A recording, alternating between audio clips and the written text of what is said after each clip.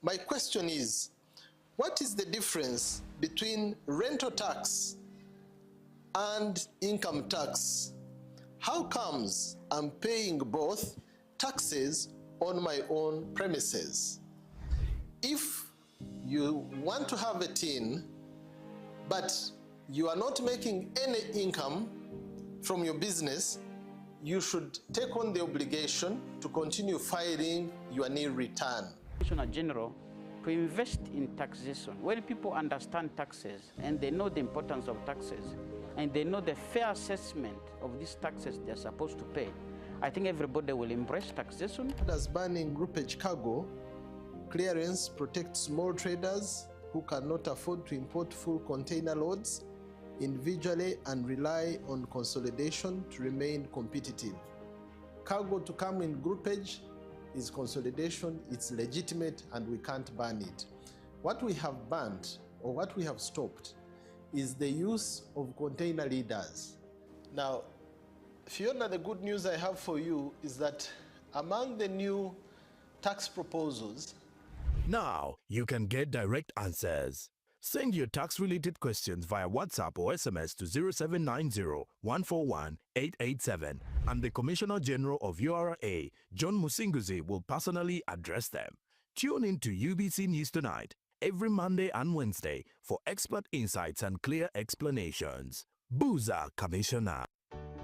The Senior Citizens Grant under the Social Assistance Grants for Empowerment SAGE program is Uganda's social protection flagship program, providing regular, predictable, and reliable direct income support to older persons. Since inception in 2010, the SAGE program has positively impacted beneficiaries' livelihoods, contributing to the overall national socio-economic transformation. The government of Uganda has continued to fulfill its commitment to the expansion and sustainability of the SAGE program, ensuring income security, dignity, and improved basic standard of living for older persons in all local governments across the country.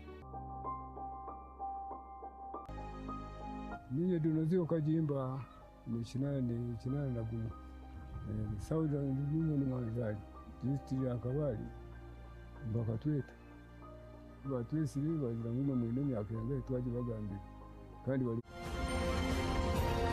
Live from UBC Studios in Kampala, this is Good Morning Uganda.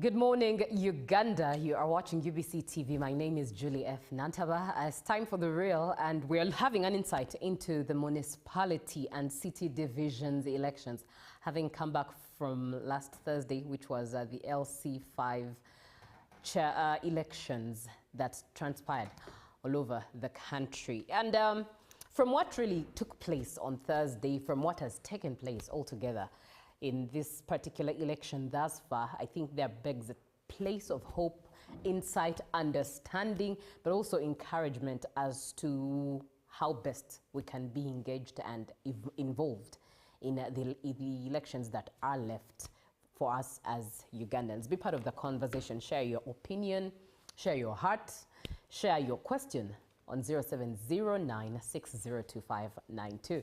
In studio with me are the usual suspects. That is Mugweri Geoffrey, who is the PRO at 3N Consultants, and Chigozi Hussein, who is an election observer at Global Election Observation Mission. Good morning, gentlemen. Good morning, Mugweri. Good morning, Julie, and our dear viewers. I hope everyone is fine. We are into this process, and as usual, the process is always associated with many things. It's a pleasure that I'm here again to have an insight in what is happening and looking forward for a wonderful discussion. All right. Good morning, Chigozi. Good morning, Julie, and good morning to our dear viewers of UBC, national based and outside the country. I'm also very, very happy and privileged to be here for yet another session to try and discuss and acknowledge and try to harmonize and zero down to some issues. Thank you so much. And I'll get perspectives from the both of you, starting with you, Chigozie. We just finished local council elections at the LC5 level. What was your experience as an observer? What did you see? Thank you so much, Julie. Well, according to our expectations, we were a bit dazzled, and we have seen things that we didn't expect actually. It seems like Ugandans are losing it. Ugandans are losing hope. They are no longer participating in the voting process. Of course, a lot of questions are coming in here and there, but I think that's also a matter to discuss. Why aren't Ugandans not voting? You find that at certain polling stations, we have as many as 500 voters, registered voters. And after the elections and the tallying took place at these particular polling stations, we had a maximum of just 80 people or 90 people. At some polling stations even, we had 5 people only voting. So we don't know what's happening. I think the Electoral Commission has to really come on board and inform Ugandans or tell Ugandans why this is relevant, because at the end of the day, still it's the same Ugandans that are going to come out and talk about how the process was unfair, how everything did not go according to what they wanted, yet they never participated in the electoral process. So we have questions that are uprising, but I think still Ugandans need to come on board, because at the end of the day, it's our right, it's our constitutional right to put the people there, or to entrust people in power that we think are relevant or satisfying our manifestos at that. Yes, please. Mugweri, some of the comments I've heard within the public is we won't vote anyway because the voter is already decided. But just share, paint a picture of what you've observed from the LC5 local elections. Thank you so much, Julie. Elections, they come with a lot of issues. Elections come with a lot of excitement, euphoria, and at the same time, disappointments. You cannot organize an election and you expect to satisfy each and every person, because all the key players, all the actors in the electoral process, especially those vying for different political positions, all go into this process with a lot of expectations. Unfortunately, at all levels, at all positions, there will always be one winner who will be declared. It is quite difficult to accept and appreciate. It is on rare occasions that you'll find someone coming through and having failed to emerge a winner, truly and genuinely accepting defeat. That is the nature of elections. Apart from a few individuals, I have seen quite a small number of people who genuinely accept defeat. But of course, healing comes gradually. What I've seen is that we need to do a lot. The government institutions, the stakeholders in the electoral process should be picking lessons out of what we are going through, right from when we started the process of candidates going to the public to solicit for votes. The campaign process, the elections, that was presidential, parliamentary. We have now finished the local government at the level of LOC5. There are so many lessons which I would really implore our government institutions and key players to learn, so that we can keep on improving our systems. There has been a very low turn-up at local council elections so far, but that has always been expected. Actually, even when we have been always here talking about these elections, we keep emphasizing that elections do not stop at presidential and parliamentary levels. Actually, we shall have elections up to 6th of February it will be up to 6th of February, when they will be holding the national conference for election of national female youth representative to parliament. But of course, those are electoral colleges. But the adult suffrage will stop at, I think, elections of sub-county and town municipal division chairpersons on 4th February. We shall keep encouraging people to come and take decisions, participate in these processes. It is very crucial, and especially these local leaders. These are people who are supposed to implement the policies which are made in parliament. If parliament allocates resources at sub-county levels in the districts, if these people in charge of those places, in charge of those positions are not competent enough, it is you, the local person at the sub-county, in the villages, in the parishes, who are going to have the effect. So generally the elections, the mood is quite low. It is not like when we were just going to go in for the presidential and parliamentary. Some parties feel disappointed. And I want to acknowledge, I think we need to improve, most especially the Electoral Commission. There's been many concerns about what transpired in some districts. I realize I can maybe make an example of a certain district where they declared 2 candidates. I hope it was it Mukono? It was Mukono, yes. They first declared a candidate, then after some few hours another candidate was declared. I think such instances can make the public lose confidence and trust in our institutions. I think there's need to have an improvement in such areas.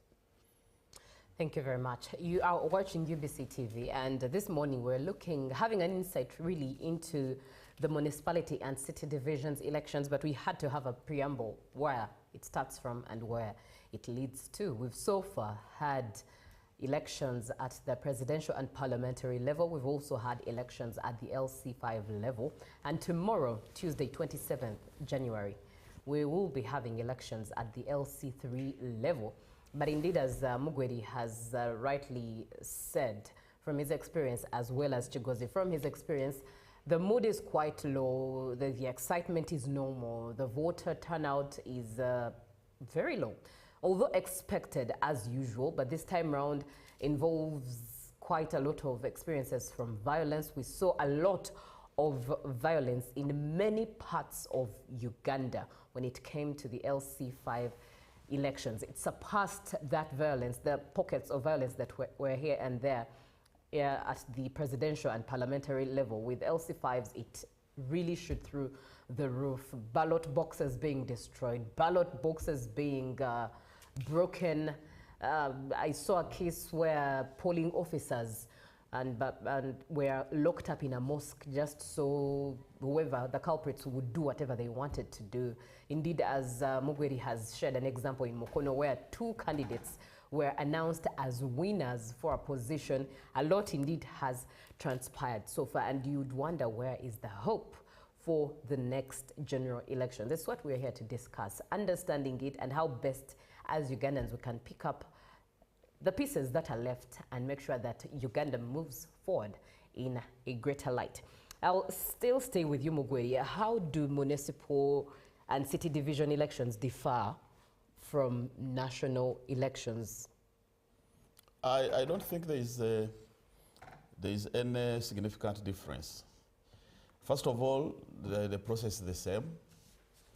The elections which we are going to have tomorrow, that is the municipality mayors and the city division chairpersons and their respective councillors, the process is the same. You will go to your respective voting area, you are identified, and you are taken through the process and cast your vote and go away. It is still secret ballot. There is basically no difference. The only thing we are talking about here is that quite often people tend to ignore, tend to have little interest in these elections after we have finished the presidential and parliamentary elections. Why do you think so? But we are emphasizing that it is very critical, it's very important, because these are very important people who are going to take charge of our affairs at those administrative levels. So we need to participate. We need to take decisions and who should be in those offices. Why do you think these elections at this level are overlooked? I think the nature of our politics is commercialized. This is what I can actually look through and understand. You realize that even the levels of finances involved in the process of identifying and looking for votes at it is not as much as at parliamentary level. It is intended, actually it is at this level you realize that because the pay which these people get is not so high, I think it does not even attract a lot of competition. So people tend not to participate. People tend not to attach a lot of value and importance to these at these lower levels, and it's unfortunate because this is where actually the implementation of government programs is done. And if somebody in charge is not competent enough, you will certainly have issues. There is a general problem of commercialization of politics in Uganda, and this is what is causing a lot of confusion. And this is a cancer which every good-hearted Ugandan should actually work against. I talked about these things before. We see the violence, we see all kinds of manipulation, the fraud, all attempts to get through these offices by hook or crook. It's because there is a lot of money involved. I think it is quite important that maybe a discussion should be now tabled to see how we can now reduce the issue of money in elections. Right. The reason why at these lower levels people are not so much interested is because, one, even the people who are contesting, because these positions do not attract lots of money in terms of salary, people also don't spend much. They don't even take efforts to go and mobilize, to go and do the campaigns. They simply come for purposes of formality. That after all, this position is there and let me try it out. That is why there's the vibe. I think this is why they use the word vibe. The vibe is not as much as at the level of Parliament and LOC5. Right. Yeah. Thank you so much for watching UBC TV. An insight into tomorrow's election, that is at the municipality and city division elections. One that you need to participate in and ought to participate in because it's your right, duty and responsibility as a Ugandan. We're having a conversation with Mugweri Geoffrey, the PRO of 3N Consultants Limited, a company that was indeed mandated by the Electoral Commission to sensitize Ugandans and carry out voter education here in Uganda, but also having this conversation with Chigozi Hussein, an election observer from Global Election Observation Missions, and indeed also mandated by the Electoral Commission to observe the whole election process from start to finish, and thereafter give that report. What was done best, what was done worst, what lessons do we ought to learn, what do we ought to do better? Be part of the conversation, 0709-602-592. Chigozi, what role does an election observer play at this level of these elections? I think we tend to notice election observers at the parliamentary presidential level. We know they're there. And when it comes to LC5, LC3, I don't know if we see them, if we don't see them, but what exactly is their role and are they supposed to even be part of this? Thank you so much, Julie. Now, like you have just stated clearly that we do observe the whole election process. So the fact that the presidential and parliamentary elections climax does not mean that we are now down or we are no longer observing. No, we are still on ground, we are still observing, and a lot is taking place, like you have been saying. I want to talk about what is happening right now. You have talked about the violence that is happening right now. Yes, a lot of violence is happening, and we thought or we believed that the violence would be higher during the presidential and parliamentary elections, but it has come to our notice that as we are climaxing or coming down in terms of level, actually the violence is now increasing, which is really, really absurd. So, like Comrade Mugar is already saying that the election process it brings about excitement, it brings about feelings here and there.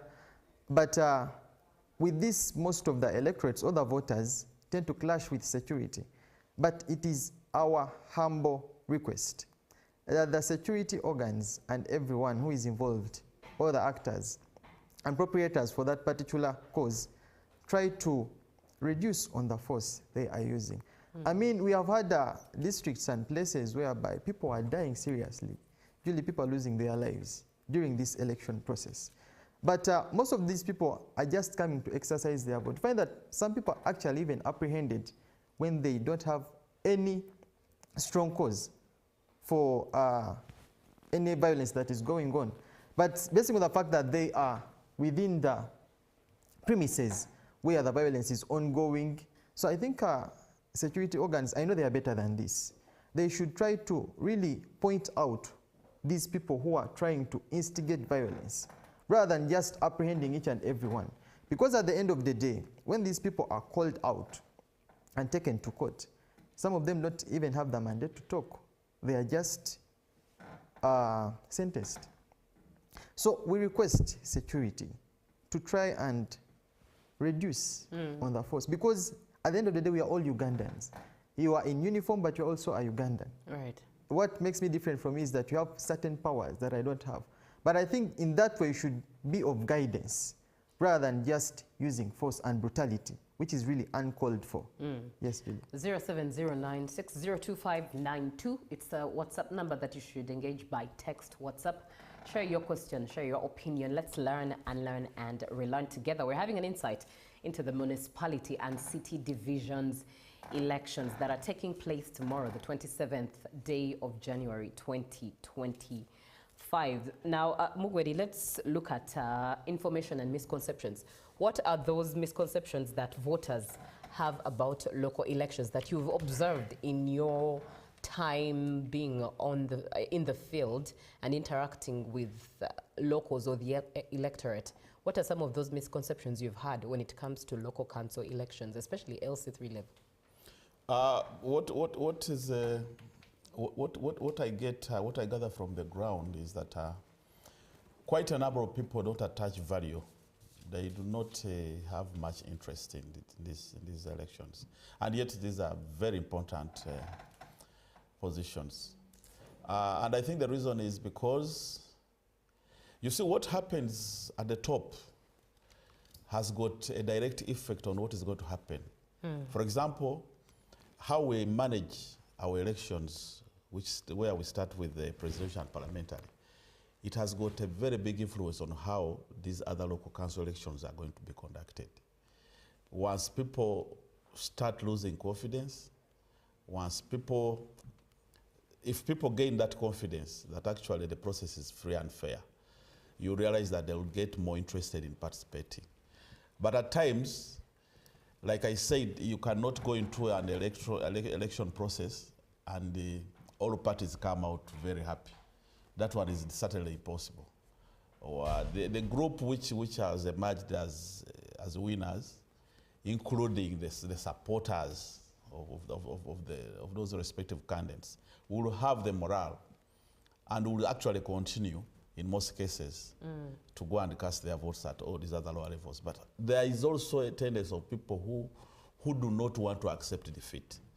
Because I had a candidate whom I really had a lot of interest in at parliamentary level or at presidential, and unfortunately that candidate failed to make it, I lose morale. That is quite unfortunate. I would describe such people as people are not very serious. There's also a tendency, and this is basically in the villages, in the rural areas. I one time interfaced with one of my neighbors in the village where I come from. Actually, I had driven from Kampala to go and vote for my LC3 chairperson. You can imagine, I put in fuel, I put in time, I sacrificed so many things to do. I went because I know the value of having a leader. Then I find a neighbor who is very busy with his own work. And I asked him, why are you not going to vote? He said, no, nobody has even approached me to give me transport to go and vote. Now I said, for me, I've even put in my own money from Kampala to come and Votes, For you, you don't even need any money. You don't need to put in. You just need to walk. You just need to walk. But that person wants to be facilitated to go and vote. I think that is a wrong mentality. Why would you think that actually you need to be facilitated? You need to be given transport. And that is a mindset with many people in the rural areas. They want to be, it's like somebody is that person to go and cast a vote in favor of a particular candidate. It is actually a very big favor. They do not know their rights. I think this calls for a lot of civic engagement and voter education. Whereas we have done quite a tremendous work, we need to do more. Electoral Commission, like last time I was saying that even in our progressive reports, we have kept on indicating there should be a deliberate effort. There should be a deliberate plan to have citizens engaged and sensitized on the role and their rights and the importance of participation in the electoral process. Right. Because at the end of the day, these are people who are going to govern. These are people who are going to manage the affairs. So we need to do a lot of work as government. We need to do a lot of civic engagement. Voter education. Many people don't know their rights. Many people think that actually until someone has to come and bribe you, that you see for me I cannot go and vote because I have not eaten any candidate's money. And you hear such statements coming from people. That means there is some kind of ignorance and we should do a lot of work to Indeed. You remind me of a statement that His Excellency Yoweri Museveni made last weekend as he received his results from the Electoral Commission, and he was worried and concerned of the fact that Ugandans are really being taken for cheap. How can you be paid 10,000 to vote a particular candidate? How can you be bought at 10,000? And that's where he based to indeed fight for the 30% of Ugandans who are still in the poverty line to be elevated out of poverty. But that's not the conversation we're having this morning. The conversation is concerning elections. Tomorrow, 27th January 2026, it's a date set aside by the Electoral Commission to vote for municipality and city division local council leaders. And it's an insight that we're having, but of course it's informed by those elections that have already taken place, right from presidential, parliamentary to LC5 local level. That informs what these elections will look like and those thereafter. Be part of the conversation. 0709602592. WhatsApp and share that message. Hello, many people don't vote or don't engage in division elections simply because expectations from such leaders are always minimal. In any case, there is no competition even among the contesting leaders. Actually, most areas in Western Uganda where the author of this message is based says that most areas in Western Uganda, NRM flag bearers are always on a sure deal. There is no vibe at all. This is Elliot watching from Chaitembe in Bushenyi. Thank you, Elliot, for being on the show. Majority have taken politics as an employment, as a place of employment. For example, how do you give KCCA councillors 3 million per month and you give a doctor in the hospital 2 million? That gentleman talked about commercialization of politics. Someone sold a plot to go to politics. This is Kasenene. Thank you so much, Kasenene, for being on the show. And electoral systems have lost credibility and voters have lost hope since there is a lot of poor systems, vote rigging and brutality. Some results are predetermined before the process. The solution here is the Electoral Commission should be an independent body, not appointed by the president, but by 2 out of 3 of the MPs. You did not leave your name, but I think you're called Isaac. Thank you, Isaac, for being on the show. Keep those comments coming in. Keep your views coming through. Keep the questions coming through as well, because it's your right as a Ugandan, and above all else, right, duty, and responsibility for you to go cast that vote. How I wish it would have been nice for this vote to have been today, because it's a public holiday. Would have given time for people to go vote today, because one of, I think, the effects that we've had is the fact that these days are not public holidays. So many will tell you that I have to work, as opposed to wasting time in queues at polling stations. Be part of the show. Let's talk. Chigozi, let's look at observers. What signs indicate, as for an observer, indicate that an election conducted in that moment is fair and free or not? What are those things you look at and you start sensing things are okay or not? Thank you so much, Julie. I'm just going to give an overview because right. Most of these things we are not meant to mention here, but rather we record them down and put them in the report. But they are things that are seen by everyone. Of course, if the electromer equipment is brought and it comes when it is sealed, and of course it's opened and each and everything is shown, the ballot papers being empty, the ballot boxes being empty, the basins being empty, and the agents being allowed to do their work as permitted by the Constitution and the Electoral Commission, and voters being allowed to cast their votes freely without any manipulation, either at the polling station or outside the polling station. And the candidates that are involved still not trying to instigate violence or bias in the voters that are coming to exercise their vote. So I think if the atmosphere is that conducive, then we can say maybe that there are signs that are really portraying that the election is free and fair, unless otherwise. Right. Of course, there are always things that are uprising. Now we have loopholes that have been identified, Julie. In a certain district, actually, we had an uprising whereby one of the candidates, the symbol for a particular candidate was on a particular candidate, and then the symbol for another candidate was on another candidate. So I think we really have a loophole here. The Electoral Commission has to really look at better mechanisms and try and iron, because that is something that is really, really, really big. And as if I'm going to vote for Julie and I know very well that Julie, his symbol is a cup, and then I'm finding Chigozi with a cup, that means they are people who don't have the time to take a great look. And they're going to come and I'm voting for a cup, I'm voting for a cup. And at the end of the day, they're going to declare Julie as the winner. Yet people actually voted for Chigozi. And at the end of the day, people are going to clash. People are going to. And I think this is a problem that actually happened even at the level of parliamentary. It also happened at the local Council 5 but in most cases, misappropriation.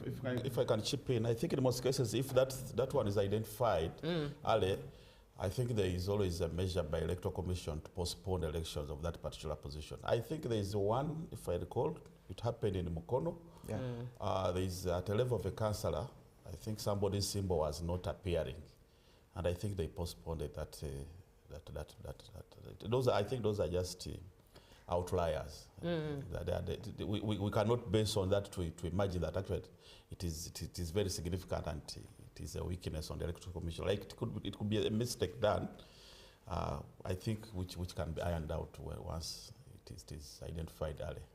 But I think in any case, if it's at the polling station, it also causes a bit of havoc. Yes, the elections are halted in that moment, but one would think about the taxpayers' money. At the point of printing these ballots, why didn't anyone pay attention at that point before it reached the ground, and of course getting into another cost of halting the elections and then getting into... Yes, Chigozi. I think like Mr. Mugri has just mentioned, these are some of the mistakes, of course, that we cannot base on to actualize the fact that this is not doing its work correctly. No, it's doing its best. Right. And we really appreciate the fact that elections are still ongoing, regardless of how much pressure is coming in from all the stakeholders. Talk about the candidates, talk about the voters, and everyone who is appropriated to be in the same cause. So we cannot conclude that the Electoral Commission is not doing its work. Right. No. We appreciate, like I've said. But the fact that it's a big body, and I believe it has the time to do each and everything in its right lineage, so that because the more we try to mitigate most of these loopholes or uprising that may come up, then we are going to be having less shortcomings coming in from all the stakeholders. Talk about the candidates, talk about the voters, and also the security. Right. Yeah. Right. Thank you very much. You are watching UBC TV. It's The Real. We're having a conversation on elections and especially rather an insight into tomorrow's election. That is municipality and city divisions elections. Having this conversation with Mugweri Geoffrey, the PRO of 3N Consultants Limited, and Chigozi Hussein, an election observer and expert from Global Election Observation Mission. Share your opinion, your question, and what you have to say in this conversation. 0709-602-592. Mugweri, in your experience, what information do you think or have you noticed that voters need to get but actually do not get? Well, it is quite a lot. Like I said here, that we must have a robust, deliberate plan to keep sensitizing citizens about the importance of this process. I mentioned here earlier that some voters actually do not know the importance of their vote. Others do not even mind. But elections, like I keep mentioning here, is not an event. It's not a one-day event. This is a process. And it is the duty of all the stakeholders involved to ensure that we actually plan and have a very clean and credible elections. In most cases, voters make mistakes out of ignorance. I will give an example.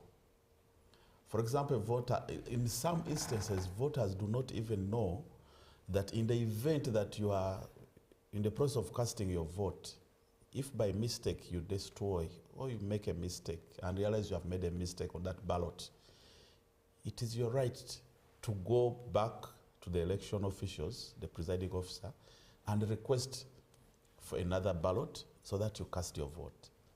There are most of those mistakes which are done, either it's because of not knowing exactly what to do or excitement. There are so many details which voters must understand, and this is not something which can be done in a day or a month. It should be a process. You see, we need to have an enlightened citizenry. And once people appreciate the value and importance of participation in this process, I'm imagining we shall have credible elections. If people appreciate that actually it is important to have a leader who has been given the mandate to serve, and you have actually critically analyzed the credentials of that leader, it's very important. That that leader will be accountable to you. Some citizens don't even know that actually leaders are supposed to be accountable to them. So in most cases, we have seen scenarios in rural areas where even people say, let us give that one also to go and eat. Leadership is not about sending someone to go and eat. It is a misconception. This is misinformation. We have had people in villages saying, no, that one has eaten a lot. He has been there for 10 years, even when he's still capable. But because the voters think they should give an opportunity to another person to go and enjoy and eat. Now, if you have that mentality, what kind of leaders are you going to have? Right. You shouldn't send somebody to go to office to eat. You should send someone to go to office to serve you, and actually to serve you better. So Ugandans are more concerned about someone's benefit than their own benefits. That is the feedback. Rather interesting. So I think we need to do a lot of work. Right. And us as voters, in general, we must also improve. We need to improve. Much as we are interested and we are calling upon all the stakeholders to make improvements in the system, because usually when we go through this process, we should be learning. Security should be learning where have they made mistakes. The Electoral Commission should be learning where could they have not performed well. We should pick up all these lessons and actually improve. Because at the end of the day, Uganda is ours. And I think I want to take this opportunity also to call upon all the actors. It is upon our duty as stakeholders in this process to instill, to build confidence. Once people lose confidence in these processes, we shall certainly have a low turn-up. It is a process which must have people involved. And they can only be involved meaningfully and willingly if they trust the process.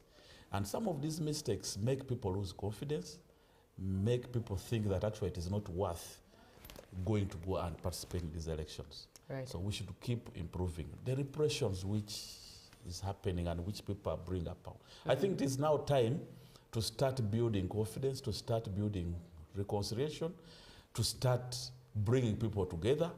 Elections tear apart people because of their nature. I call upon all the stakeholders, all the actors in this process now to start building a peaceful Uganda which is together. Right. We are definitely starting to roll the carpet out for this conversation, but Chigozie, allow me also ask this question.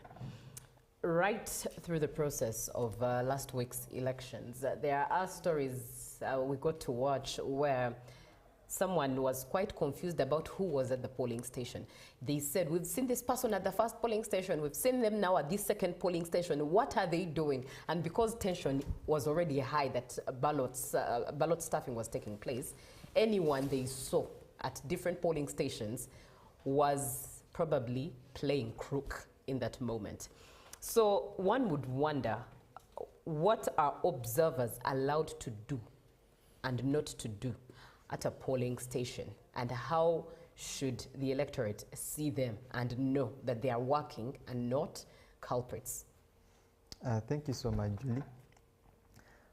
Now, we as observers, ours is very, very simple. One, there is a very, very big difference between election observation and election monitoring.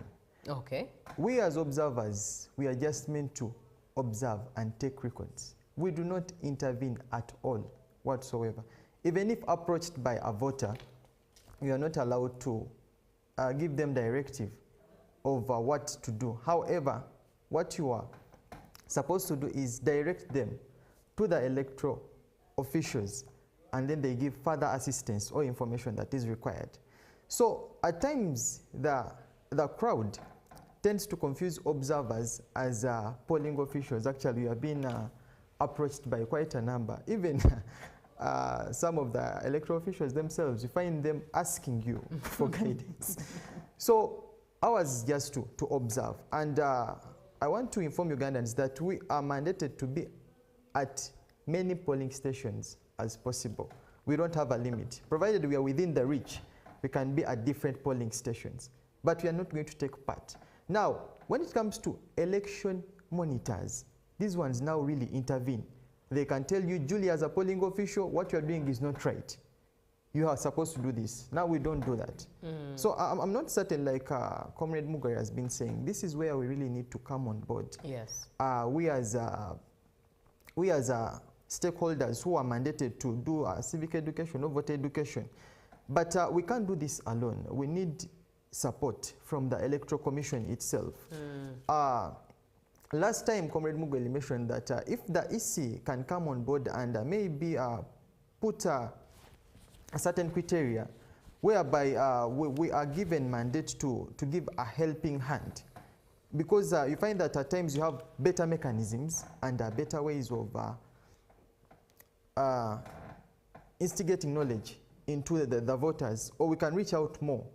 So if the Electoral Commission can harmonize, instead of just giving us the accreditation, but also work hand in hand with us, then I think we are going to have a better Uganda. Right. Still, like Comrade Mugera said, if the people trust the system, if they have confidence in the system, then we are not going to be having all these shortcomings that are coming in. People are going to trust the process. People are going to come on board. People are going to vote when they have to vote. People are going to know the right way to vote. Rather than someone coming and giving you a kilogram of sugar that vote for me, then you come and do what and vote for them. So I believe that Ugandans, we are better than that. We shouldn't be that gullible.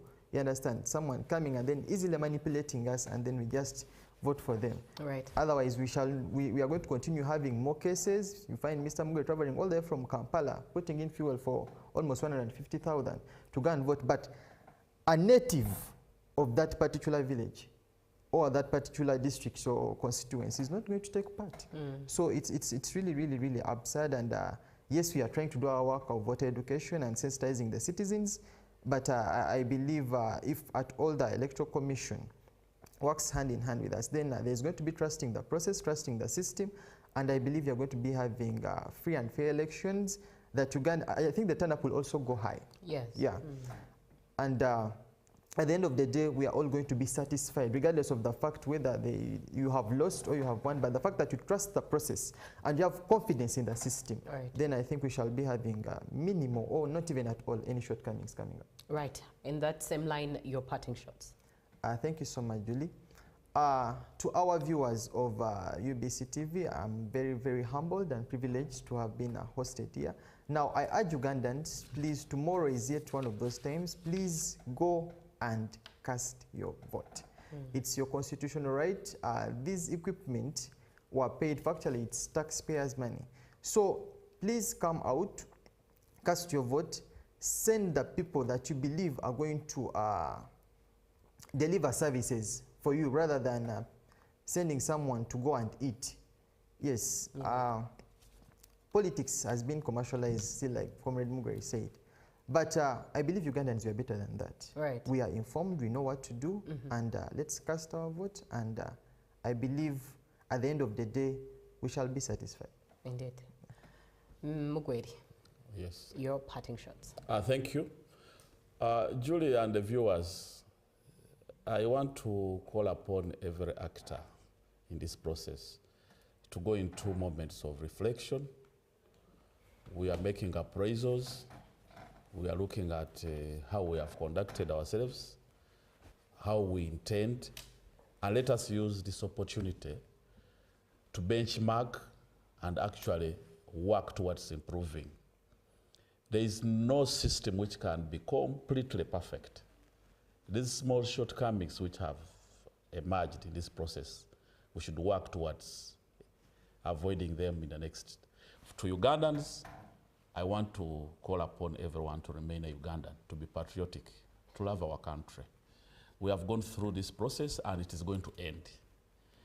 But most importantly, we are going to remain here. This is our country. We should all put efforts towards building and making it a better place to be. We do not have any other country to live. This is our motherland. I call upon every person to be responsible, to love Uganda. Tomorrow, turn up in big numbers, go and participate in the election of your leaders at municipal levels, even on the 4th of February. Please go and vote your leaders. These are very critical people, and you should not lose hope. Indeed. Thank you so much. Closing it with a comment from Chasho, who says, good morning, Uganda. This is Chasho Fred from Sironko District.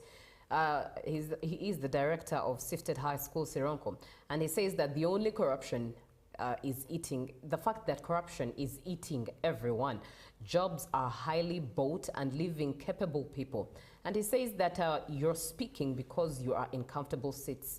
And he says to the Electoral Commission, we have no trust at all. Chasho Fred from Sironko District. Thank you, Chasho Fred, for being part of the show. And as a Ugandan, we all have rights. And exercising that right means it's a duty and a responsibility, not just a right. It comes with a duty and a responsibility. Be a responsible Ugandan. Be a Ugandan that plays their duty. Go cast your votes and then be able to speak. It's all that we have to do. It's all the power that we have. It's all the control that we have. So let you, let I, let all of us here be part of the election tomorrow. Good morning.